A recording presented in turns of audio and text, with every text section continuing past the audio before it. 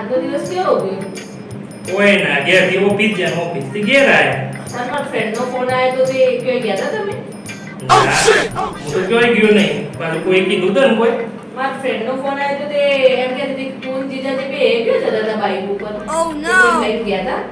અરે ના, હું તો ઘેર જ આવ્યો છું ડાયરેક્ટ. કોઈ જગ્યાએ ગયો નહીં, ઓફિસ ગયો નહીં, ડાયરેક્ટ ઘેર આવ્યો. તો મારા ફ્રેન્ડ તો એમ કહેતી કે તમે તો બાઈક લઈને ફાસ્ટ જતા હતા તે હું ભાઈ ના રહ્યા એટલી બધી ઉતાવળ? અરે ના, એ તો એવું થયું કે હું અહીંથી જતો હતો અને રિક્ષા સ્ટેન્ડ ઉપર કોમલભાભી ઊભા હતા અને ઈવન બચાવવાનું મોડું થતું હતું.